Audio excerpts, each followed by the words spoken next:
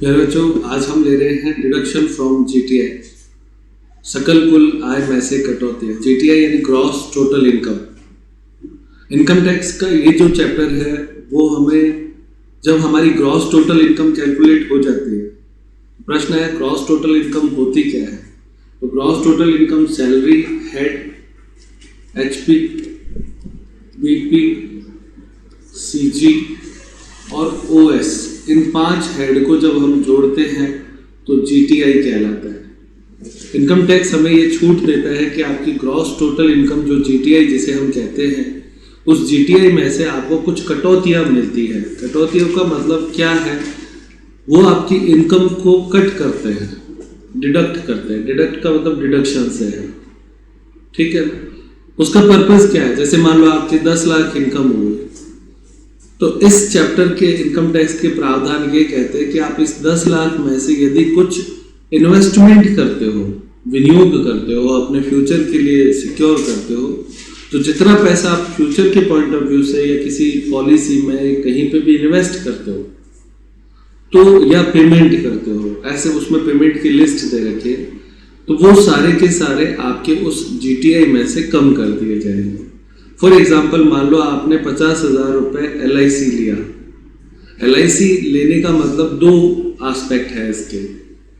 पहला एस्पेक्ट ये है कि LIC लेते ही आप अपने आप को सिक्योर करते हो फ्यूचर के रिस्क से।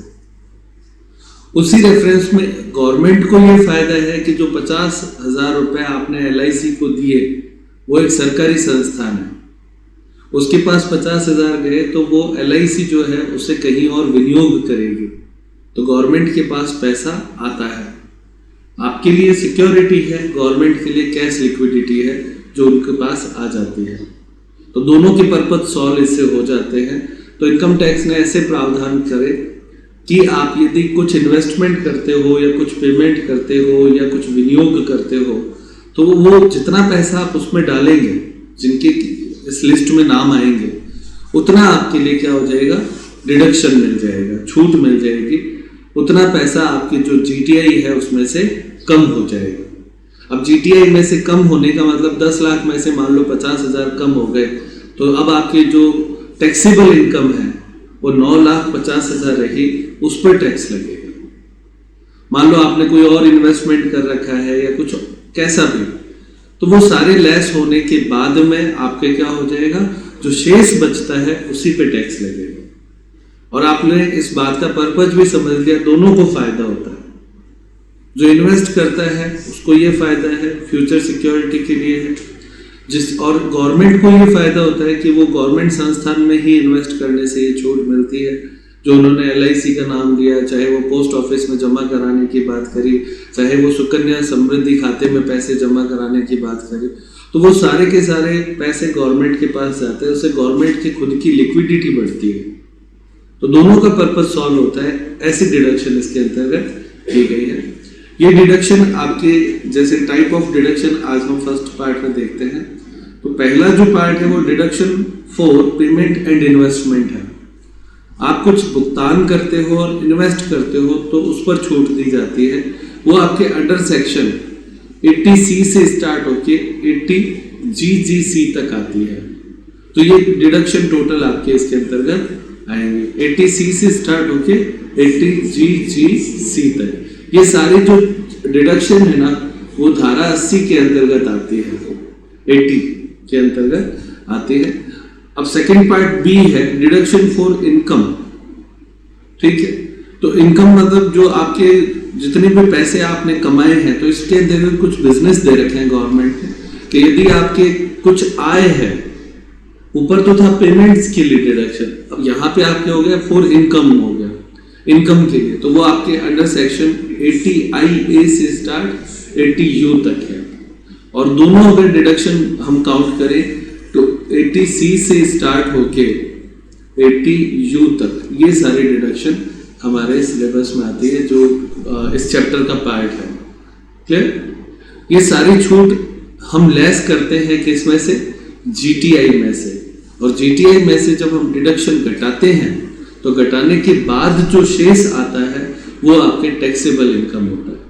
और टैक्सेबल इनकम आने के बाद में फिर उसके ऊपर टैक्स कैलकुलेट किया जाता है। तो इस चैप्टर में हमारे टैक्सेबल इनकम तक का पार्ट हम इसमें सीखेंगे। स्टार्ट करते हैं। सबसे पहले deduction for payment and investment, भुगतानों के लिए और विनियोगों के लिए। तो इसमें सबसे पहले देखेंगे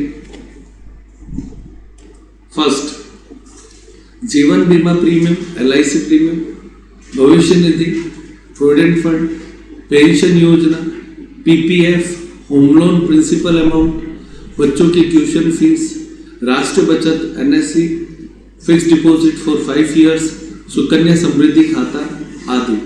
यदि आप ये जो नाम लिखे हुए हैं, ऐसी पूरी एक लिस्ट दे रखी है रूल में, हम पूरी लिस्ट नहीं ले रखे, कुछ विशेष नाम हमने लिए, करीब 20 से 22 नाम ऐसे इसमें दिए हुए हैं लिस्ट में, जो कि आप किताब से देखेंगे। वो अंडर सेक्शन 80C आता है और इसमें जो छूट दी जाती है, आपको 1,50,000 रुपए तक अधिकतम छूट दी जा सकती है 80C के अंतर्गत। तो आप लोग याद रख सकते हैं 80C के अंतर्गत LIC, भविष्य निधि, PPF, होम लोन प्रिंसिपल, बच्चों की tuition fees, NSC, FD, Sukanya Samriddhi, ऐसे करीब 20 नाम होंगे जो आपकी बुक में दे रखे हैं। मुख्य मैंने लिखे हैं, बाकी आपको बुक से देख के याद करने हैं। अगर इनमें कोई भी इन्वेस्टमेंट आपने किया है, पैसा लगाया है ना, तो आप इसकी अधिकतम छूट आपको कितनी मिल सकती है? 1,50,000 रुपए तक छूट मिल सकती है, मैक्सिमम छूट है। अगर किसी ने 50,000 उसमें इन्वेस्ट किया तो 50,000 की मिलेगी, और यदि किसी ने 3 लाख किया तो अधिकतम 1.5 लाख की मिलेगी। 1.5 लाख से ज्यादा इसकी छूट नहीं मिल सकती। नंबर 2, पेंशन कोष में अंशदान, पेंशन फंड। तो पेंशन शब्द आपको पता है, तो पेंशन फंड में LIC की पेंशन योजना में यदि आप इन्वेस्ट करते हो तो धारा 80CCC इसकी छूट मिलेगी, और अधिकतम छूट इसमें भी कितनी है? 1,50,000, इससे ज्यादा छूट नहीं मिलेगी। थर्ड, केंद्रीय सरकार की नई पेंशन योजना में अंशदान, न्यू पेंशन स्कीम जो हमारी गवर्नमेंट में चलती है। तो under section 80CCD1 new pension scheme आते ही CCD याद रखा करें। तो CCD1, CCD1B और CCD2, ये 3 धाराओं की छूट आपके न्यू पेंशन स्कीम में मिलती है। इसकी डिटेलिंग किताब से देखनी पड़ेगी, लेकिन मुख्य रूप से 80CCD1 ये आपके जो एम्प्लॉय का कंट्रीब्यूशन होता है वो होता है, और 80CCD2 ये एम्प्लॉयर का कंट्रीब्यूशन होता है। क्लियर? और ये जो 1B है वो भी आपके अगर एक्स्ट्रा छूट के लिए होता है कि NPS में 50,000 रुपए तक की एक्स्ट्रा छूट और मिल जाती है। तो ये तीनों ही जो डिटेल है वो आपके न्यू पेंशन स्कीम की है। एम्प्लॉय कंट्रीब्यूशन, एम्प्लॉयर कंट्रीब्यूशन और एक्स्ट्रा डिडक्शन 50,000। तो ये अपने को और है। नेक्स्ट देखें, 4th पॉइंट, धारा 80CCE। यह धारा यह बताती है कि धारा 80C, 80CCC और 80CCD1 में कुल कटौती 1,50,000 से अधिक नहीं होगी। ऊपर जितनी भी धाराएं हमने पढ़ी उनकी टोटल 1,50,000 होगी, उससे ज्यादा नहीं हो सकती है। हर एक में इंडिविजुअल लिखा हुआ था 1,50,000, तो हमारा तो कंसेप्ट ये होता है कि हम तीनों को जोड़ दें, 1,50,000, 1,50,000, 1,50,000, 4.5 लाख कर दें। ऐसा नहीं है। गवर्नमेंट कहती है कि यदि आप कोई एक करते हो तो भी 1,50,000 है, और तीनों मिला के करते हो तो भी अधिकतम आपको कितनी छूट मिलेगी? 1,50,000 ही मिलेगी। इससे ज्यादा आपको इन धाराओं में छूट नहीं मिल सकती है। कौन कौन सी? 80C, 80CCC और 80CCD1। ठीक है। अब उसके बाद में नेक्स्ट, यहाँ पे देखो ये नोट में हमने लिखा है 80CCD1B 50,000 एक्स्ट्रा छूट होती, और 80CCD2 नियोक्ता का अंशदान होता है। जो इसका नियम क्या होता है? एक बार तो सैलरी में जोड़ा जाता है, ठीक है, फिर उसके बाद में इस धारा के अंतर्गत जितना हमने जोड़ा था ना उतना वापस घटा दिया जाता है। तो एक तरीके से एक ही काम है, जोड़ा और वापस घटाया। 100 रुपए जोड़े और 100 रुपए घटा दिए, इस तरह का खाली दिखाना होता है कि हमने इस तरह का काम किया है। नेक्स्ट, 5वां पॉइंट, चिकित्सा बीमा प्रीमियम के संबंध में कटौती, धारा 80D। 80D4 डिजीज से याद रख लो, है ना, बीमारी से रिलेटेड हो गया, चिकित्सा बीमा। तो इसमें आपके अगर कोई व्यक्ति अपने मेडिकल इंश्योरेंस होता है ना, ये मेडिकल इंश्योरेंस प्रीमियम है, तो उसमें आपके 25,000 रुपए तक छूट मिलती है। और यदि वरिष्ठ नागरिक है तो 25,000 अतिरिक्त यानी 50,000 रुपए तक आपके इसमें छूट दी जा सकती है। और जांच पर जो आप जैसे प्री मेडिकल जांच होती है, कोई भी पॉलिसी लेते हो ना मेडिकल की, तो आपकी पहले जांच करते हैं, फिर उसके बाद में मेडिकल पॉलिसी देते हैं, ताकि ऐसा नहीं हो कि आप बहुत बीमार थे और फिर आपने मेडिकल इंश्योरेंस लिया, ऐसा नहीं है। इसलिए वो कहते हैं कि जांच पे भी आपको छूट मिलती है, 5,000 रुपए तक की छूट मिलती है। समझ में आता है? मेडिकल इंश्योरेंस अगर किसी ने ले रखा है, मेडिक्लेम पॉलिसी बोलते हैं इसको, तो मेडिक्लेम पे आपके 25,000 की छूट है। और अगर वरिष्ठ नागरिक यानी 60 साल से अधिक उम्र का यदि व्यक्ति है तो 50,000 रुपए की छूट दी जाएगी। नेक्स्ट, छठा पॉइंट, विकलांग आश्रितों के भरण पोषण एवं चिकित्सा पर व्यय के संबंध में छूट 80D3। ये क्या चीज है? विकलांग आश्रितों का मतलब होता है कि जैसे मान लो किसी व्यक्ति है जो नौकरी करता है, उसके घर में कोई व्यक्ति विकलांग है, ठीक है, ऐसा अपने लोगों ने जनरली हम देखते हैं। तो अगर मान लो किसी के घर में ऐसा कोई व्यक्ति है जो डिसेबल है, विकलांग का मतलब होता है डिसेबल है, तो डिसेबल होने की स्थिति में क्या होता है, उस व्यक्ति को छूट मिलती है, क्योंकि उस व्यक्ति को जीवन पर्यंत उसका भरण पोषण करना है। तो वो छूट आपकी वो कहता है कि यदि 40% से अधिक विकलांगता है तो आपको 75,000 रुपए तक आपको इसकी छूट मिलेगी धारा 80D में। और यदि 80% से अधिक है तो 1,25,000 रुपए तक की छूट आपको मैक्सिमम मिलेगी। ये डिसेबल पर्सन के लिए इनकम टैक्स में छूट का दे रखा है। डिसेबल डिपेंडेंट, क्या शब्द है? डिसेबल मतलब तो हो गया विकलांग, और डिपेंडेंट मतलब जो आप पे आश्रित हो, उस व्यक्ति के लिए छूट मिल सकती है। ये इसका कंसेप्ट है, ठीक है। नेक्स्ट, विशिष्ट रोगों की चिकित्सा उपचार के व्ययों के संबंध में कटौती धारा 80D3। तो विशिष्ट रोग में ये जो कैंसर और ये सारी जो बीमारियां होती है ना, वो मुख्य रूप से आती है। तो उनमें वो कहता है 40,000 रुपए या खर्च जो भी कम हो, ठीक है, और वरिष्ठ नागरिक होने पर 40,000 के स्थान पर 1,00,000 रुपए हो जाएगा। तो ये विशिष्ट बीमारियों की लिस्ट इनकम टैक्स ने दे रखी है। मुख्य रूप से मैंने बता दिया, कैंसर जो ज्यादातर होता है, या इसी तरह की कोई अन्य बीमारी है जो बड़ी लंबी चौड़ी बीमारियों के नाम उसमें आए हुए हैं, तो वो सारे धारा 80D में है। और उसकी चिकित्सा के खर्च जो होते हैं उसके लिए छूट है, क्योंकि हमारी हेडिंग क्या चल रही है, पेमेंट एंड इन्वेस्टमेंट। तो अगर इस तरह का कोई पेमेंट आपने किया है तो उसकी भी आपको छूट मिलेगी, 40,000 या 1,00,000 रुपए। 8वां पॉइंट, उच्च शिक्षा हेतु लिए गए ऋण पर ब्याज का भुगतान। ये धारा 80E कहलाता है, E फॉर एजुकेशन। वैसे E से कोई इसका एजुकेशन से लिंक नहीं है, पर अपने याद रखने के लिए कह सकते हैं E मतलब एजुकेशन से हो गया। तो इसमें क्या होता है, कटौती संपूर्ण ब्याज की प्राप्त होगी और 8 वर्षों तक प्राप्त होगी। ये जो हम हायर एजुकेशन के लिए, जैसे मान लो किसी बच्चे को MBA करना है या कोई बड़ी हायर एजुकेशन के लिए लोन लेना है, तो ये पेरेंट्स जो आपके लोन लेते हैं आपको पढ़ाने के लिए, उनको ये छूट मिलती है। आप तो स्टूडेंट हो गए, लोन आपको थोड़ी मिलेगा, है ना, लोन पेरेंट्स लेंगे, उसकी रेस्पॉन्सिबिलिटी पेरेंट्स की होती है। ब्याज भी कौन पेमेंट करेगा उसका? पेरेंट्स करेंगे। हाँ, लोन में ऐसा प्रावधान हो सकता है कि जिस दिन आप नौकरी लगे उसके बाद प्रिंसिपल अमाउंट आप जमा करा दें, वो हो सकता है। जैसे बड़े MBA में जब होता है तो बच्चा खुद 18 साल से ऊपर का होता है तो लोन वो ले सकता है, पर गारंटर जो होता है वो उसके पेरेंट्स या गार्जियन ही होता है। तो ऐसी स्थिति में जितना भी ब्याज का पेमेंट हुआ है एक साल में, मान लो 5,000 रुपए ब्याज हर महीने पेमेंट करता है ना, तो 12 महीने का कितना हो गया, 60,000 रुपए। तो उतना आपकी क्या हो जाएगा, ब्याज की छूट धारा 80E में उसको मिल जाएगी। जितना भी लोन था उस पर जितना भी ब्याज था ये, और 8 वर्षों तक ऐसी छूट उसको मिल जाती है। नेक्स्ट, 9 नंबर पॉइंट, रिहायशी मकान को प्राप्त करने हेतु लिए गए ऋण पर देय ब्याज के संबंध में अंडर सेक्शन 80EE। तो आपने मान लो कोई क्या किया है, हाउस मकान फैसिलिटी आपने लिया है, प्राप्त किया, होम लोन जिसको हम बोलते हैं, ये होम लोन है, तो के लिए ऋण पर देय ब्याज के संबंध में आपने उस लोन को लिया और आप उसको क्या चुकाते हो, ब्याज चुकाते हो, सही है ना। देखो क्या लिखा है, रिहायशी मकान को प्राप्त करने हेतु लिए गए ऋण पर देय ब्याज के संबंध में इंटरेस्ट जो आप उस पर पे करते हो उस इंटरेस्ट के संबंध में धारा 80 की छूट मिलती है। ठीक है, इसमें लिखा है इंटरेस्ट या 50,000 जो भी कम हो, फाइनेंशियल ईयर 2016-17। ठीक, ये इतना ही इसमें रूल है और इसमें कुछ नहीं है।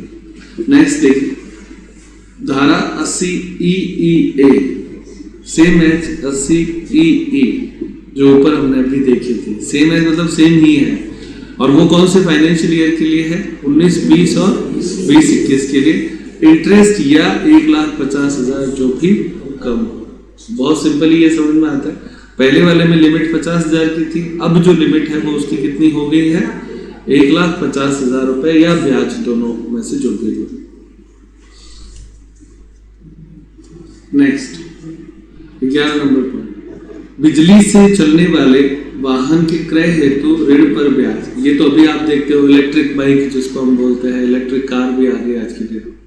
तो उसके लिए आपने क्या किया, लोन लिया था, तो उसके लोन पर जो इंटरेस्ट आप चुकाते हो उसकी भी गवर्नमेंट आपको इस धारा के अंतर्गत छूट दे देती है। धारा 80 में फाइनेंशियल ईयर 19 से 23 तक ये चलेगा। और कटौती कितनी है, डिडक्शन, ब्याज या 1,50,000 रुपए जो भी कम हो। ठीक है, नेक्स्ट, दानों के संबंध में donation 80G, G for good works है ना, तो दान याद रह जाएगी। 80G में कौन आता है कि दान आता है। दान में हमने 4 कैटेगरी ली है, 4 कैटेगरी में छूट दी जाती है। जितना दान देते हो उसका 100% उतना का उतना छूट हो जाएगा। तो इसकी लिस्ट जो है वो हमें बुक से देखनी पड़ेगी।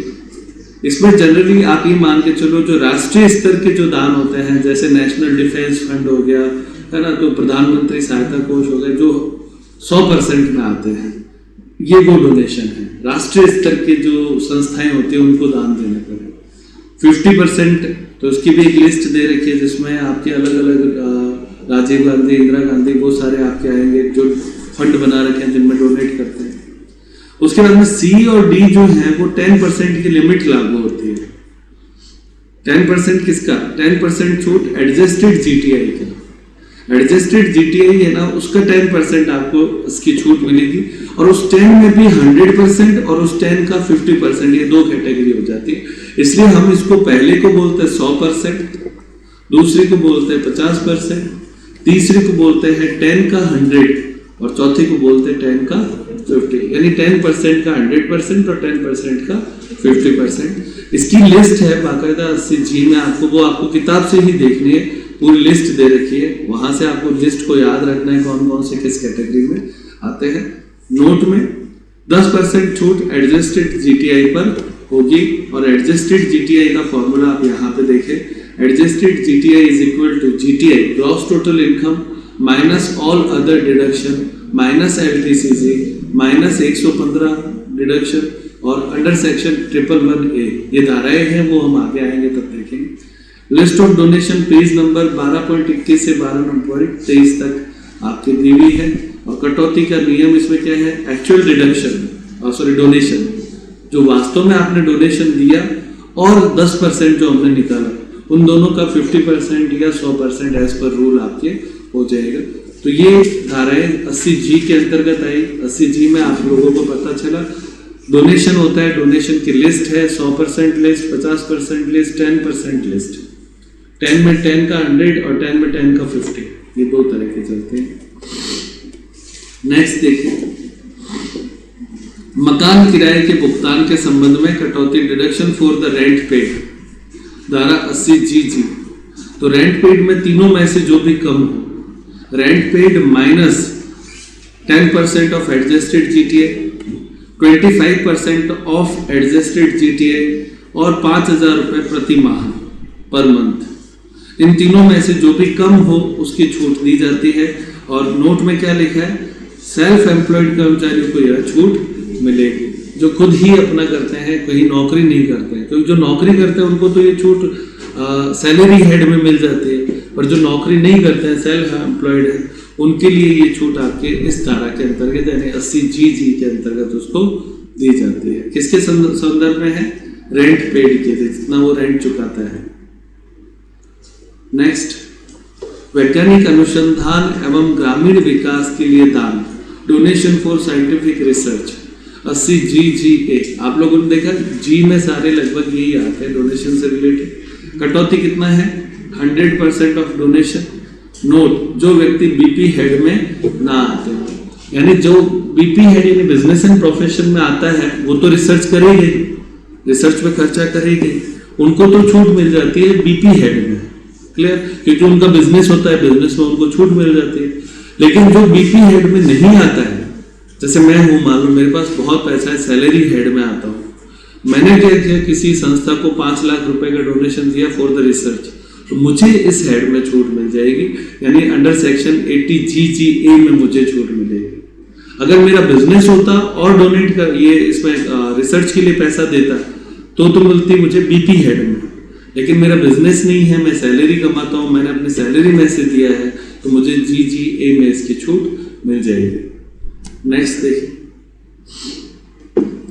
राजनीतिक दलों एवं इलेक्ट्रोल ट्रस्ट को दिए गए दान या अंशदान के संबंध में धारा 80G 100% कटौती। नाम में ही स्पष्ट है, राजनीतिक दलों को, जितने भी पॉलिटिकल पार्टीज होती हैं, जैसे आपके जितने भी राष्ट्रीय स्तर की जो पॉलिटिकल पार्टीज हैं, उनको यदि आप डोनेशन देते हो तो धारा 80G में 100% छूट मिल जाती है। और जो भी राष्ट्रीय स्तर की पार्टियां बनती हैं उनको इसके संदर्भ में सारी जो रूल्स रेगुलेशन पूरे करने होते हैं, जो पूरे कर देते हैं उनको इस डिडक्शन को मिल जाती है 100%। पॉलिटिकल पार्टी के लिए GGC में ये आप क्या है। यहाँ तक आपके फर्स्ट पार्ट जो हमने कहा था वो कंप्लीट हुआ, पेमेंट और इन्वेस्टमेंट के लिए जो छूट आती है। अब सेकंड हेडिंग स्टार्ट होती है, आयों के संबंध में कटौती, डिडक्शन फॉर इनकम्स। ऐसी इनकम, अभी ऊपर आपके सारे पेमेंट्स और इन्वेस्टमेंट थे, इसमें इनकम पे भी आपको छूट मिलेगी। मतलब कुछ ऐसी इनकम्स हैं इनकम टैक्स के अनुसार, अगर वो आपको होती हैं तो वो आप इसमें आपको टैक्स नहीं लगेगा, डिडक्शन हो जाएगा, उतना कमी हो जाएगी। तो सबसे पहला नंबर 1, आधारभूत सुविधाओं, इंफ्रास्ट्रक्चर बोले आप समझे इसे, सुविधाओं के विकास के संबंध में संलग्न नव स्थापित व्यापार या उपक्रम के लाभों पर कटौती। अंडर सेक्शन 80IA 10 वर्ष या 15 वर्ष तक 100% छूट मिलेगी, और ये आपको पेज नंबर 12.35 पे पूरी डिटेल मिलेगी।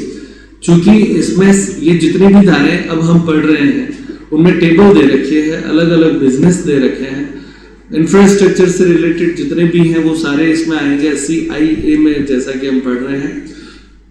उनमें यदि आपने ऐसा कोई बिजनेस स्टार्ट किया जो उस लिस्ट में है तो वो आपके 100% छूट मिलेगी, यानी उस पर जो प्रॉफिट हुआ वो प्रॉफिट सारा कर मुक्त होगा। जैसे मान लो किसी ने इंफ्रास्ट्रक्चर में बांध बनाना, पुल बनाना, सड़क बनाना, ये सारे आते हैं, कोल्ड स्टोरेज, ये सारे इंफ्रास्ट्रक्चर के पार्ट हैं। अगर किसी ने उसमें इन्वेस्ट किया है या उसका बिजनेस ऐसा ही है, तो उस तरह का यदि किसी का बिजनेस है तो उसमें जितना भी प्रॉफिट होता है वो सारा कर मुक्त है। कितने सालों तक? 10 साल या 15 साल, जैसा कि रूल्स में होता है। तो ये अपने को पेज नंबर 12.35 पे टेबल से उसकी डिटेल पढ़नी है। टेबल दे रखी है, ये जितनी भी धाराएं हैं वो टेबल बेस्ड है, इसलिए हम उसमें पेज नंबर ले रहे हैं।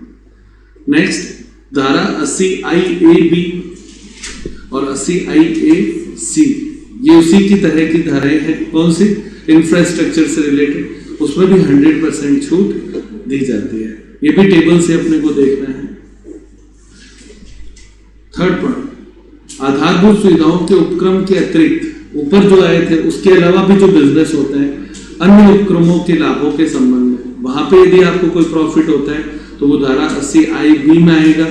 इसकी भी टेबल दे रखी है 12.37 नंबर पेज पे। इसमें भी आपके 100% छूट दी जाती है। इसमें कई जगहों पे 5 साल के लिए 100% और पीछे 5 साल के लिए 25% की छूट होती है। ये जो छूट कैसे दी जाती है ये आपको टेबल से ही देखनी है। प्रॉपर बुक में उसकी टेबल दे रखी है, उस टेबल से आपको उसको देखना है। आप लोग इस कंसेप्ट में सिर्फ इतना सा समझे कि जितनी भी धारा 80IA, IB, IC जितनी भी आ रही है, ये एक विशेष तरह के व्यवसाय से संबंधित होती है। उन विशेष तरह के व्यवसाय को यदि आप करते हो और उस पर आपको प्रॉफिट होता है तो गवर्नमेंट उसका सारा प्रॉफिट टैक्स फ्री कर देते हैं। 100% का मतलब सारा होता है। अब मान लो उसमें ईयर देगा कि 5 साल तक, 10 साल तक, 7 साल तक, तो जितने साल तक उसकी छूट है वो अपने को याद रखनी पड़ेगी। इसमें 2 सेगमेंट भी कर दिए। 5 साल तक तो हम 100% छूट देंगे, पर उसके अगले 5 सालों में आपको 25% छूट देंगे। तो वो एज पर द टेबल अपने को देखना है, टेबल याद करनी पड़ेगी, बुक से देखना है। नेक्स्ट, आवासीय परियोजनाओं के लाभों के संबंध में कटौती। आवासीय परियोजना जो आपके रहने के लिए रेजिडेंशियल प्रोजेक्ट्स होते हैं, तो 80IBA टेबल नंबर 12.37 90% या 80% की छूट दी जाती है। टेबल से आपको इसकी देखनी है। विशिष्ट राज्यों में स्थापित निश्चित उद्योगों के लाभों पर कटौती 80IC, ये भी देख लो, आपके उद्योगों से रिलेटेड है, इंडस्ट्री से। विशेष राज्य मतलब विशेष राज्यों में कुछ इन्होंने कैटेगरी बना रखी है जहां पे इनमें निश्चित रूप से वही राज्य आते हैं जहां पे अन्य बिजनेस नहीं चलते, पिछड़े क्षेत्र हैं जहां पे लोग बिजनेस जल्दी से एस्टेब्लिश नहीं करते। तो वहां पे यदि कोई व्यक्ति जाके उद्योग लगाता है तो वहां के प्रॉफिट के मामले में है कि 10 वर्ष तक 100% दिया जा सकता है। और ये भी कैटेगरी है, टेबल देखनी है आपको पेज नंबर 12.39।